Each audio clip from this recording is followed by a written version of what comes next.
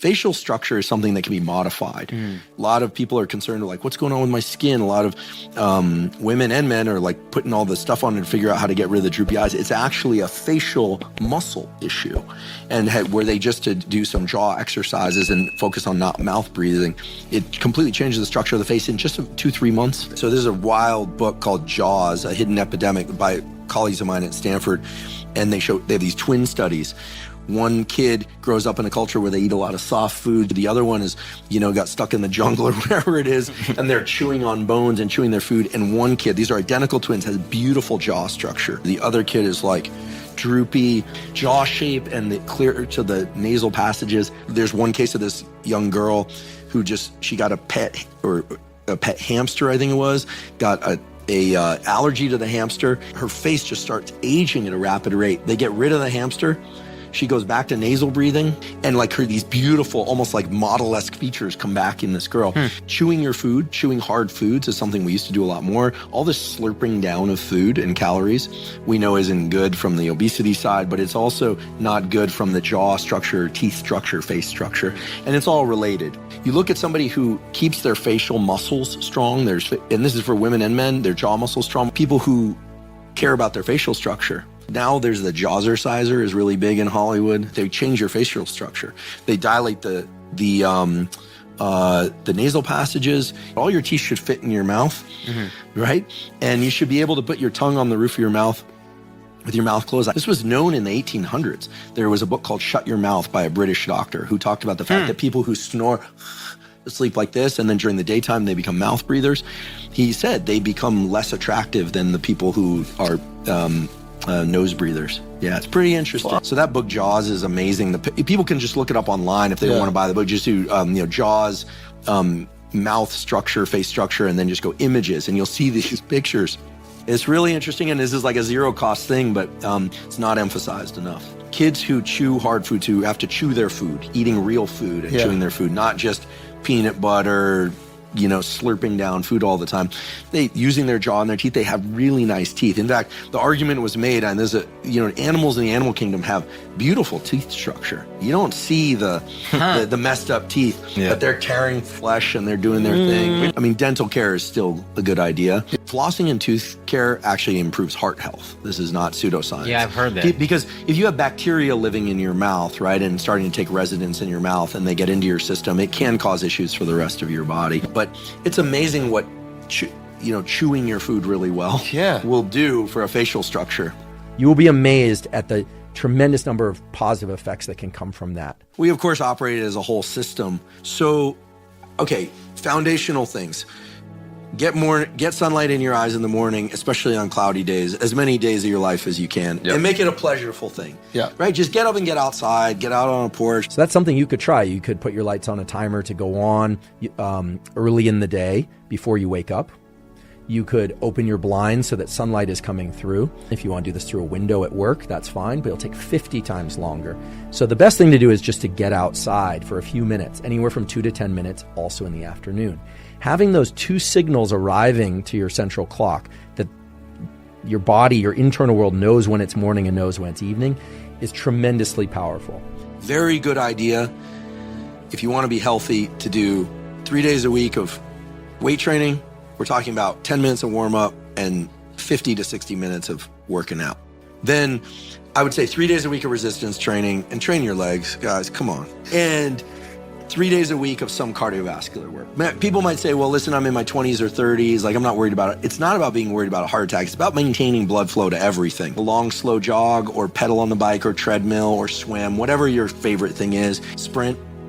It's real easy. Find a patch of land, sprint for 30 seconds to 45 seconds, then walk back for a minute to 90 seconds, sprint again, do that 5 to 10 times.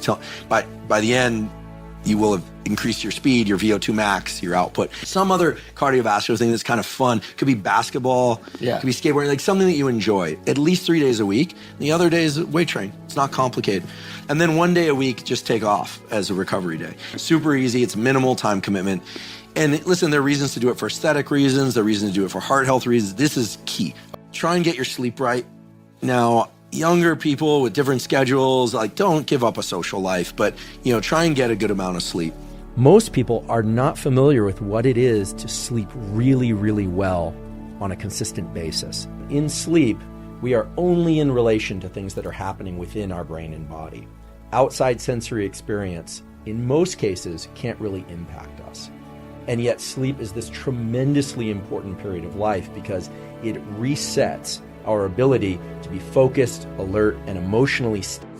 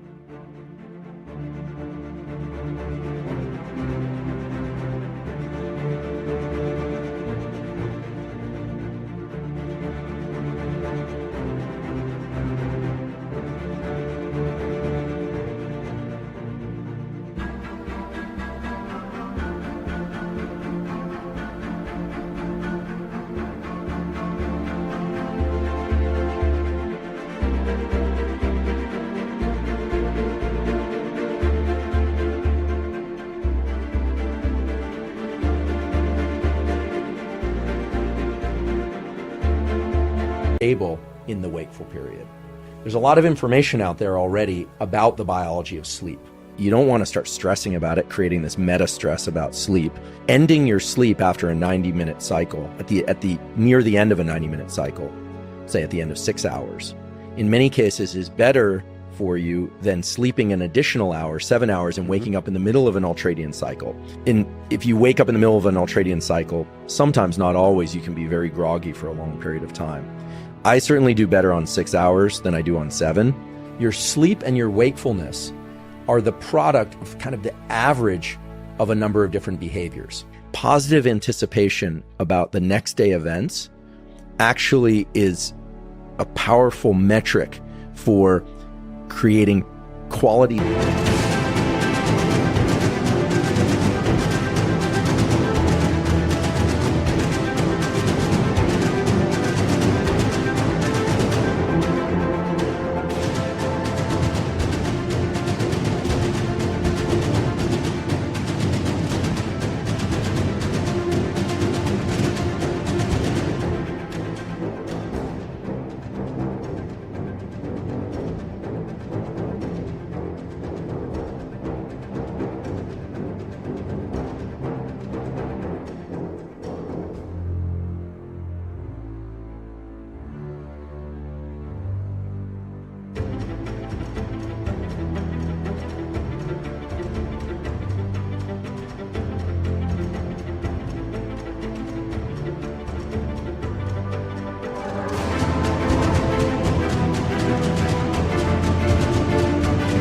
Sleep, even if the sleep is very reduced. One can have a dysregulated sleep schedule and still be a happy person and productive. I mean, much of my life I've pulled all-nighters and slept weird schedules. You know, I think many people can probably relate to going to sleep, waking up 4 hours later, being up for an hour or two on your computer, then going back to sleep and getting amazing sleep the next day functioning. It's not that just getting more sleep allows you to perform better.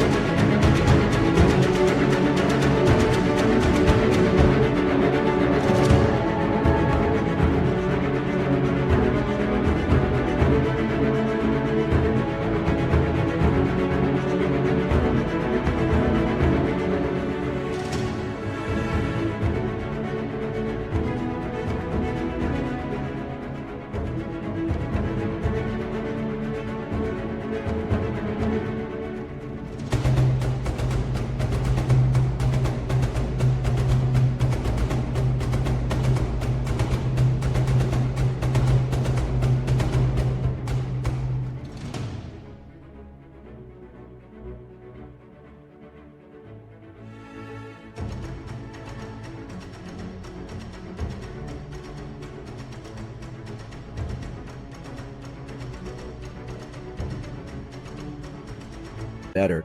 But it turns out that if you look at health metrics, people that are strictly nocturnal do far worse on immune function, on metabolic function, etc., than people who are diurnal, who are awake during the daytime. But the most powerful thing that's governing when you want to be asleep and when you want to be awake is light.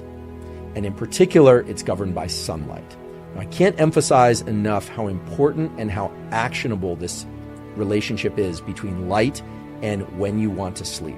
If you want to become an early riser, for instance, and you want to feel more awake during the early part of the day, by getting that light exposure and exercising early in the day, you will, after 2 or 3 days, you will naturally start to wake up earlier in the day. And that's because these clock mechanisms have shifted. It's like setting the clock earlier.